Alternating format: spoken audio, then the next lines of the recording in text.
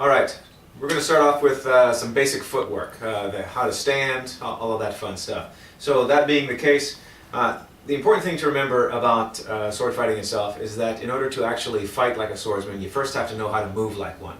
So that being the case, we're going to start off with the basic stance and how you're going to stand. So first things first, Jason is a right-handed person, so what he's going to do is that his front foot is going to be pointing straight ahead and his left foot is actually going to be turned 90 degrees. And as an example, just look down here. Now go ahead and stand back with your heels locked together. An average swordsman's stance is going to be approximately 3 of his own foot lengths. So starting off with your heels together and your feet forming a 90-degree angle, go ahead and you count this as 1, put your heel there, that would be 2, put your heel there, that would be 3. Now the important thing is that you're feeling comfortable in a nice, grounded, solid stance. So if you're a little bit more comfortable with a slightly wider stance or a slightly shorter stance than the 3 foot lengths that I'm promoting, then by all means do so. But it's important that you have a nice wide centered stance, so that way you have a low center of gravity for this. The reason for which will be apparent very shortly.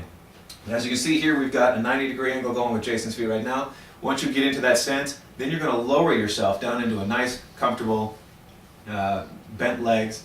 And it's very important that you always stay low, because the importance of having a low center of gravity to the actual ability to move quickly, to respond quickly to what you want to do, to any openings you may see, to what your opponent does as far as an offense, is extremely important. If you stand up, as we will cover later, you're not going to be able to move anywhere near as quickly, but we'll get to that shortly. But first things first, so you've got approximately 3 of your own foot lengths between each one of your heels. Your heels are in a line, so that way if I was to draw a line straight back from Jason's lead heel, it would intersect his left heel. So that being the case, now we're going to cover a little bit of the actual importance of why you have to stay low. Now, as that being the case, let me show you a little, can't really do this in slow motion as it were, but I'm going to show you something akin to that.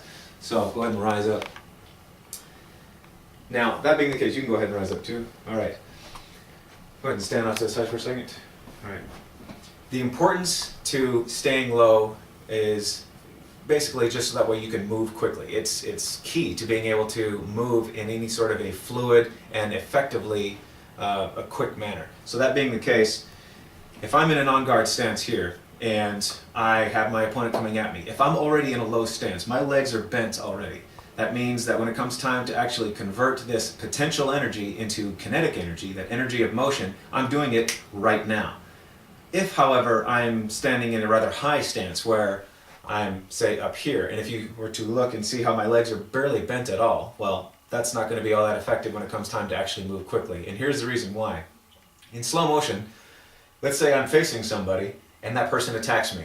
Well, in slow motion, when it comes time for me to realize and get the heck out of dodge, here's what my motion is going to look like. The first thing that's going to happen is my legs are going to coil, because I don't have any of that coiled energy yet.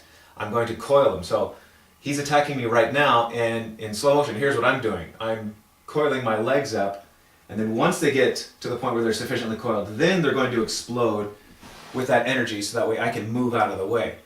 But as we've already seen, if my opponent is attacking me right now, and my legs are coiling while he's on his way into me, I'm not really leaving. I'm still standing here as if I was frozen, just getting ready to move out of the way. Well, guess what?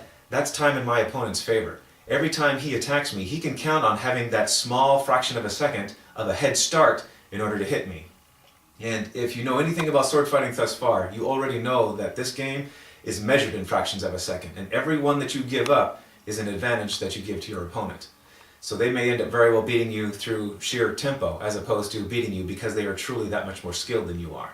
So that being the case, always remember, you keep a low stance. You keep your heels in a line, you keep that 90 degrees, let your body fall naturally 45 between them, and you're looking straight ahead at your opponent. Your front foot is pointing at whoever your opponent happens to be.